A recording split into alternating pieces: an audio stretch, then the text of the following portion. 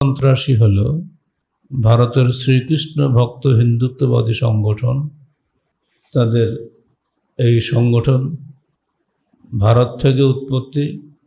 বর্তমানে এই সংগঠনকে রাশিয়া, চীন, মালয়েশিয়া, ইন্দোনেশিয়ার অনেকগুলি রাজ্য এসব দেশে নিষিদ্ধ করা হয়েছে। দুবাইতে আর বাংলাদেশে চলছে কাজকাম।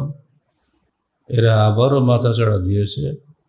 কয়েকদিন আগে গাজীপুর TNT কলোনি জামে মসজিদের খতিব মুফতি মুহিবুল্লাহ মাদানীকে অপহরণ করে সেগুলি বাঁধা অবস্থায় তাকে পঞ্চগড়ে এক বাজারে ফেলে রাখা হয়েছে। সেই অবস্থায় অজ্ঞান অবস্থায় তাকে পাওয়া গেছে। আমরা ইসকনের মতো এই নিকৃষ্ট সংগঠনকে বাংলাদেশে নিষিদ্ধ ঘোষণার জন্য অনতিবিলম্বে আহলে হাদিস আন্দোলন বাংলাদেশের পক্ষ থেকে বাংলাদেশ সরকারের প্রতি জোর আবেদন জানাচ্ছি।